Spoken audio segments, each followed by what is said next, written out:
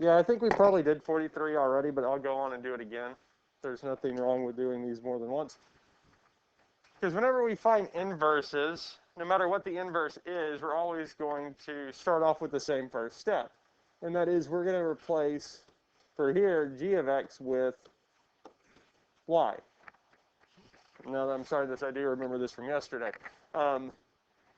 Because, I mean, it doesn't matter if it's g of x, h of x, q of x, z of x, lambda of x. It's really just replacing, it's taking the shape of y.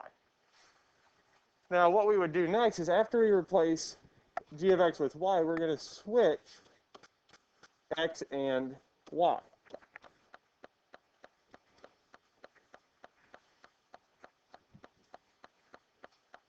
And after we switch x and y, we want to get y by itself. Now, the order in which I always do this is addition, subtraction, multiplication, division, and then powers and roots. Is the order of which ones I want to do and kind of what order. Now, we could go back. We could have a power or root first because we can't do addition and subtraction. We can't do multiplication and division because the root or the power is pretty much trapping everything inside. And then we can go back to addition and subtraction. So we're always looking in that order. So when we look at this here, well, the first thing I see is that I can add 7 to both sides. Because negative 7 plus 7 will cancel. Giving me x plus 7 is equal to 2y cubed. Because adding 7 to both sides is going to be the easiest first step. Now, when we look at this here, trying to get y by itself, well, y is to the third power. But again, I want to leave that till last or until I can't do anything else. Yes, I would divide by 2 first. And what that would tell us is that y cubed is equal to x plus 7 over 2.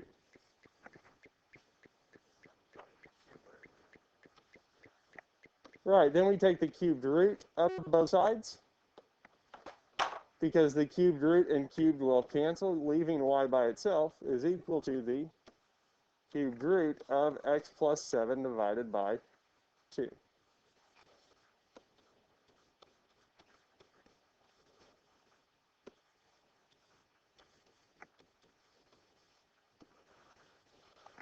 And kind of the last official step is we're going to replace f or g of or y with g inverse of x. Now, we didn't use f of x because the original function was not f of x. So we don't use f inverse of x because it was g of x that we started with. So whatever letter we start with at the beginning, we use it, but it's inverse once we're done finding the inverse. Any questions on this here? Okay. Now, we did start solving some of these equations here. We started this yesterday for sure. I know that we did do 44. Bless you. Bless you. We did not do 45. So we can look at 45.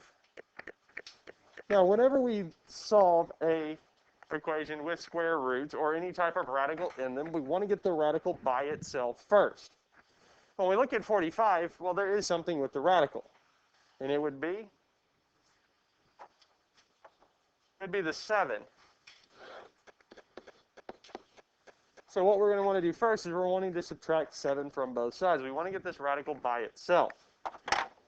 And when we subtract 7 from both sides, we get the square root of y minus 4 is equal to 8. Because 15 minus 7 is 8. Is the radical by itself now? Well, yes. So that means we can put both sides to the nth power. Now, what is the nth power going to be? 2. We can square both sides. And when we square the square root of y minus 4, well, the square root and square would cancel, leaving us with y minus 4 is equal to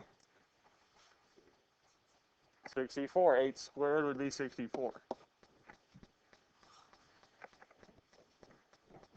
And now what?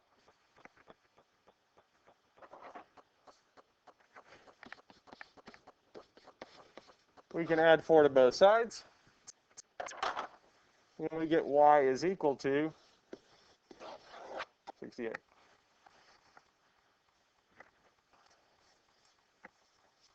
Now, unless the directions specifically state for you to check your answer, you don't need to check your answer. But if it does say that you need to check your answer in the directions, you need to check it. There are points assigned for you checking your answer. Now, if you're wondering how can I check my answer or what would that look like, well, since 68 is the answer.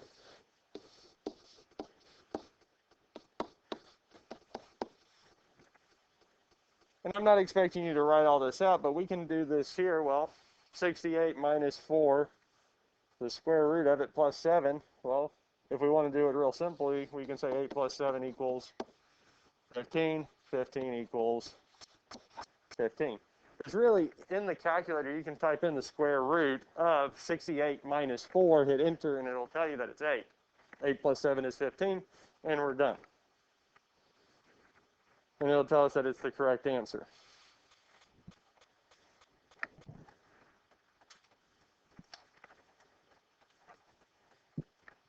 And most likely, especially if it's asking you to check your answer, it might be because there are extraneous solutions that you'll have to look out for.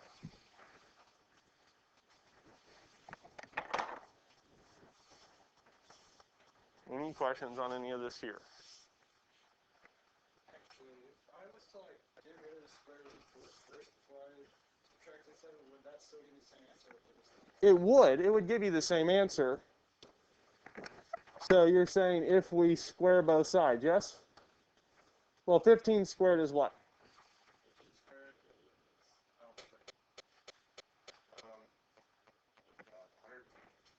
So I think 225. If someone will plug that in for me and check. It is? Okay. Now, what would we get when we square the square root of y minus 4 plus 7?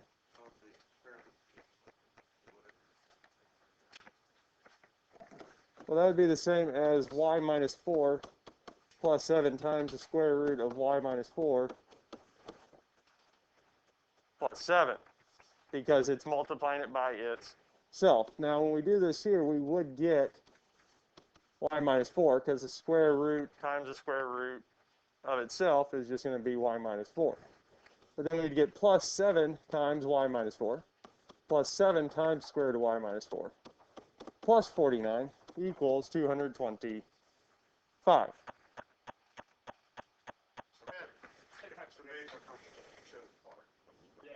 So we would get 14 times the square root of y minus 4 plus y plus 44 equals 225.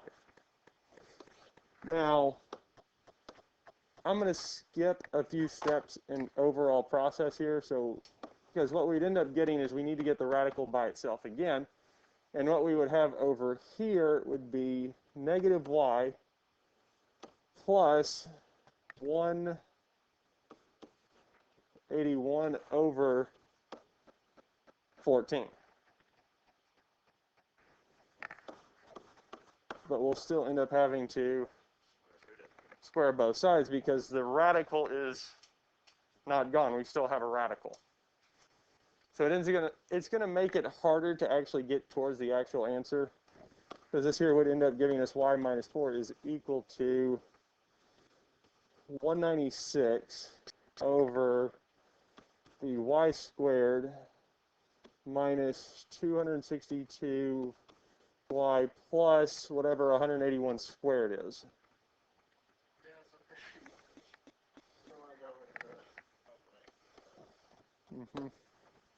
So we'll want to get the square root by itself first.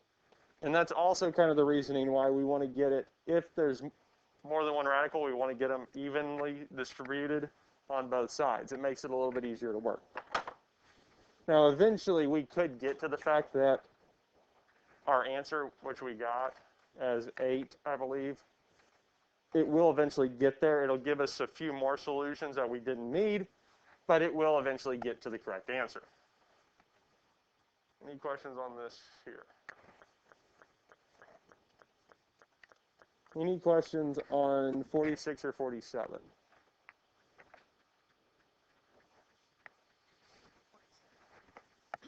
(47) Now, is the radical by itself? Yes, there's nothing, because we do have stuff inside of it. We have the 2x minus 1, but we don't have anything added outside the radical. We don't have the cubed root of something plus 4. That's not 2 times the cubed root. So it is by itself. So I'll go on and rewrite it.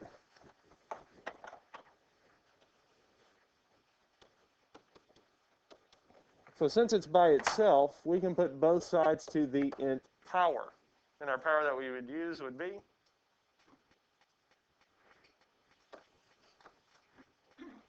3, because it is a cubed root.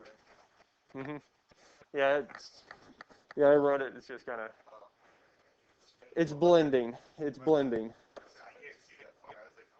I think it's trying to vent through the radical. So,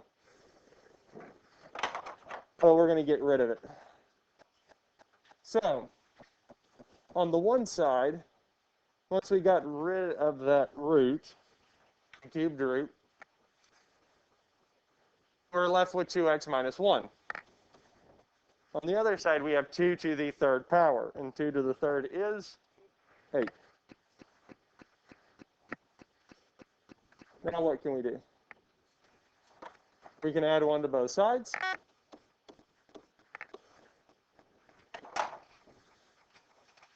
Which will tell us 2x is equal to, and then divide both sides by 2, which tells us x is equal to 9/2. I'll take 9/2 or 4.5, 4.5. As long as it's the same version of this answer, we're good. Any questions on this here? And if you're wondering, 46 is no solution, because if we subtract the 27 from both sides, we get that it's equal to negative 23.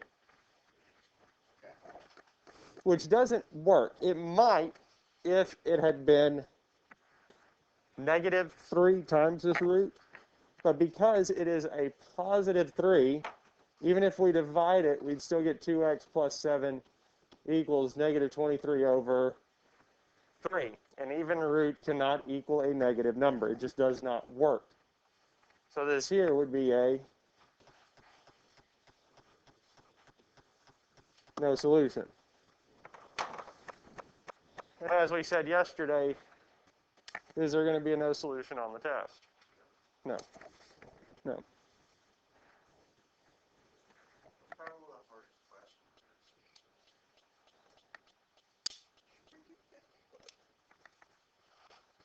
Yes. We can do 51. There will be one like this on the test. I mean, there might be one of these here. Kind of. I know it won't be the bonus question, because the bonus question I chose something different.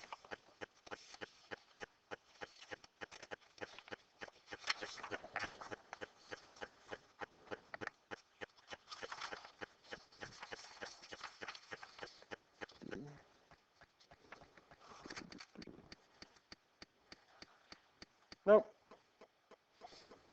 I apparently was very nice when I wrote this and did not include a single double radical.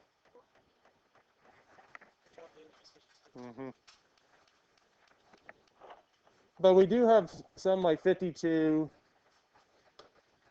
and so 51. Let's look at it, because 50 questions like that will be on the test where we do have a variable outside. Now, if we look at this one here,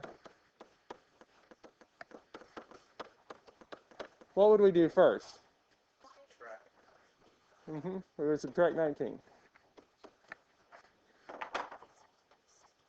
So we'd have negative 4 squared of 3x minus 11 equals 11 minus 19 is? And it'd be negative, yes? But we can't have a radical equal a negative.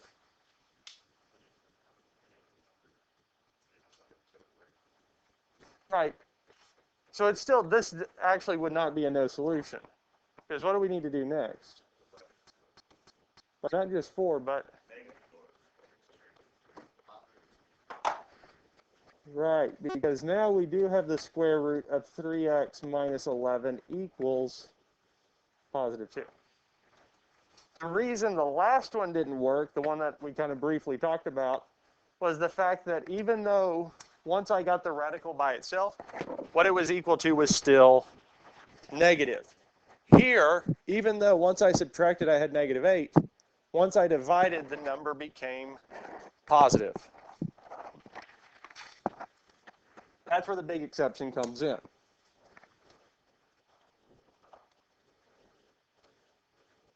Now we would square both sides.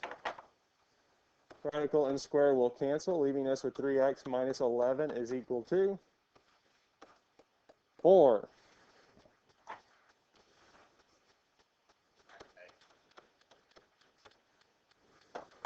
We'll add 11 first. 3x will equal, and then, bless you, which tells us x is equal to 5.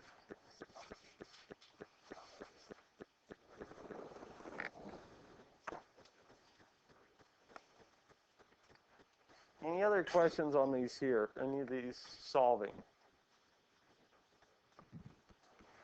Yes. 52. What would be the first thing we need to do with 52?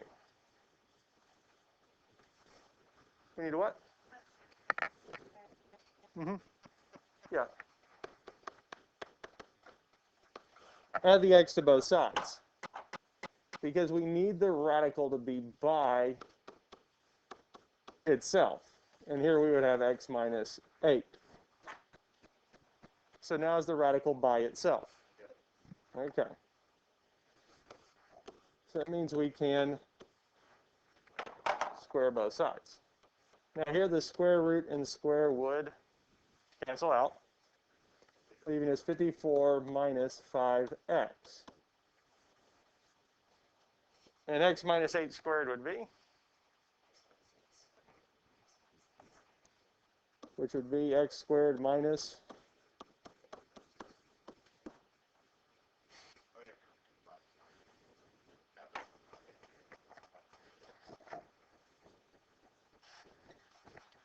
It would also be kind of cool if they gave you that in the problem, wouldn't it?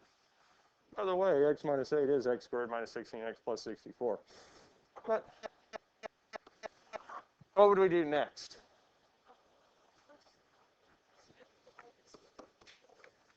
Because we can add 5x to both sides. And we can also subtract the 54.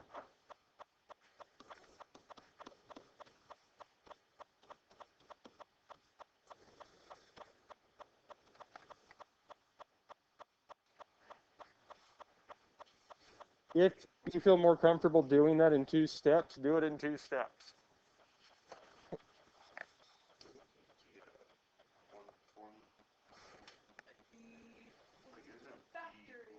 This is factorable. Because since the 10 is positive, we know the signs are the same, yes? So we'll be essentially adding them, even if they're, since the middle term's negative, or they're both going to be negative. Are there 2 factors of 10 that I can add together to get to be 11? 1 and 10, yes? And I know I can do that kind of simple addition because the number in front of x squared is 1, because it's not going to affect how the multiples work. So this does factor.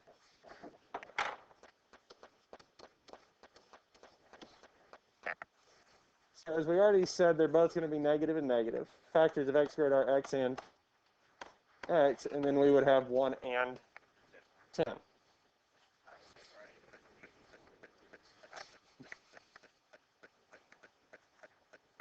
Well, since both of these equal 0, one of them has to be 0.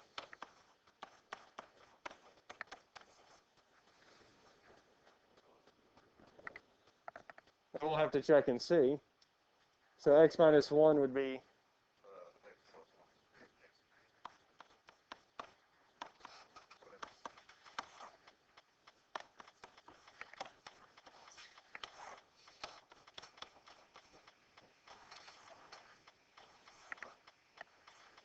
we have 10 and 1.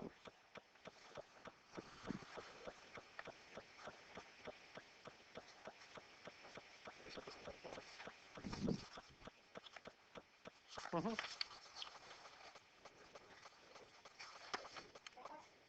Yep. A compressor. Yep, that helps the sprinkler system function.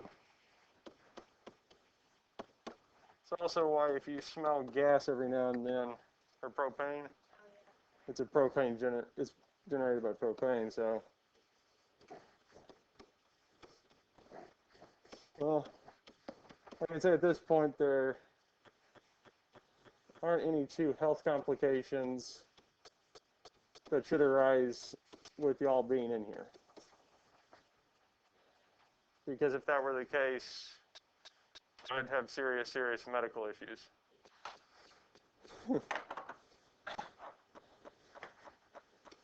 So at this point here, we can really use a calculator if we wanted to plug all this in and see if it works. Now, 54 minus 5 would be 49. 49 would be 7. 7 minus 1 is 6.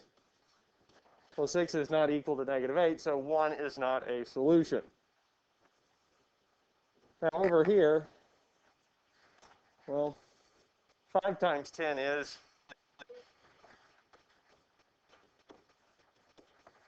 so 54 minus 50 is going to be, square root of 4 is, and well, 2 minus 10 is negative 8.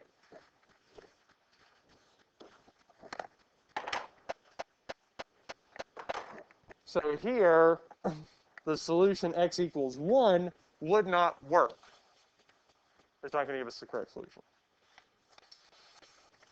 And the real reason that this ends up giving us always, or kind of, there's very few cases I've seen where it wouldn't give us at least one extraneous solution, comes from this step right here. Because a square root, the numbers that come out of a square root have to be what? Positive, yes? Now, on all the other ones where we don't have a variable outside the root, we always got one answer and it always worked, yes? But here, when I square this side, I'm squaring one of the variables, yes? And when we square a number, a negative squared becomes positive, yes? A negative becomes positive, positive stays positive, yes? So essentially, we took two cases and made them into one, where the rest of it would be dealing with the positive. So the negative case, which would have never worked, now comes into play because we squared it. Does that kind of make sense why we end up getting two cases here? So that's kind of why this works, and we have to check it, especially when a variable is outside of the radical. When it's inside, we're only going to get one solution, and it's going to work, or should work. All right. I think we feel pretty good with these here. Okay.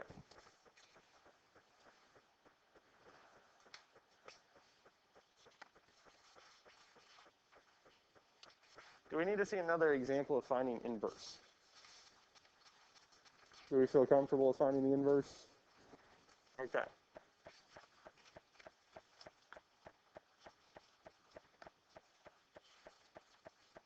Determine if the following are inverses. We'll look at 62. I think that's, okay. Yeah, 62 I think is the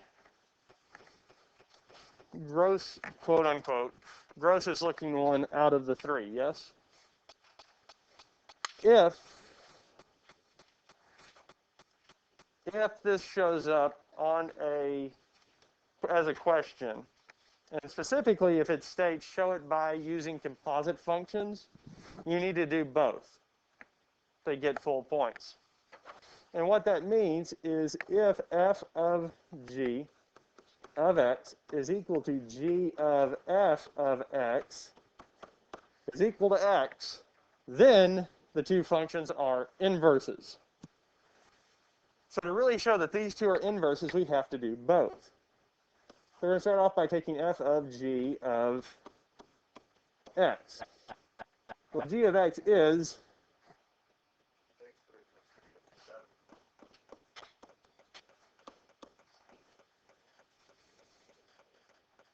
yes. Now, that's just plugging x into g of x. Or essentially, we just switched out g of x because putting x in place of x doesn't change anything. Now, for f of x, we're replacing every spot there's an x with x squared plus 3.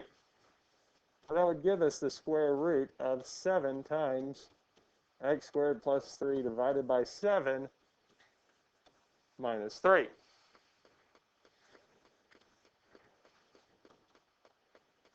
So here the 7 and 7 would cancel out, yes? Huh? Yeah. Yeah, we do this so often now, it's very often easy to lose the fact of why this works as we multiply the numerator by the 7, which gives us the 7 divided by 7, and they would simplify. Now that leaves us with x squared plus 3 minus 3.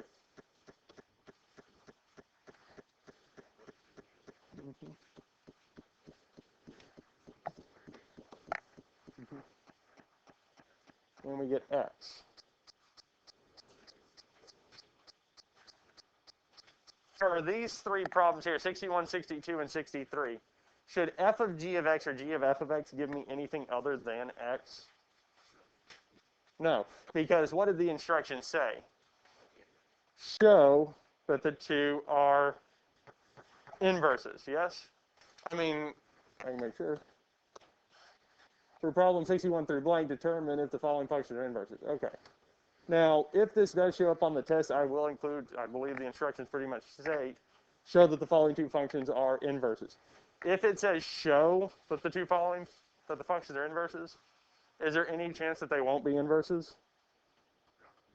No, because it pretty much told you in the instructions, show that they're inverses. It's telling you that they are, so there should be an inverse.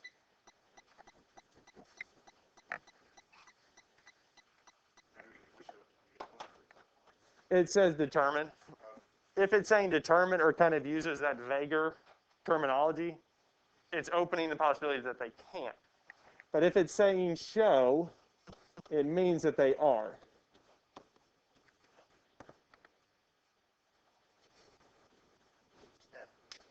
So f of x is the square root of 7x minus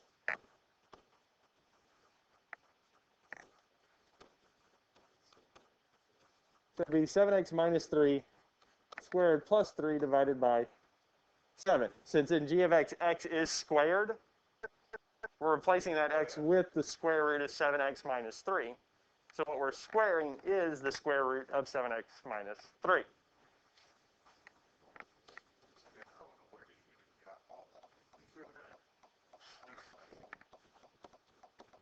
Now the 7x, the square roots, the square root of 7x minus 3, when we square it, the square root and the square would cancel out.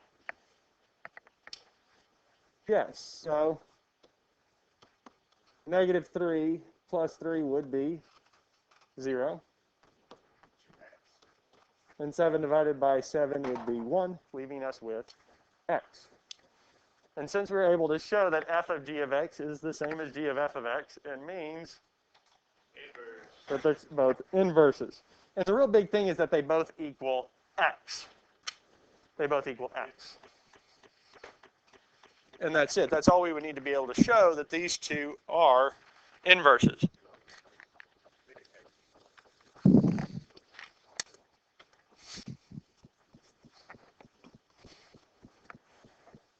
So I'll have something here for you in a minute.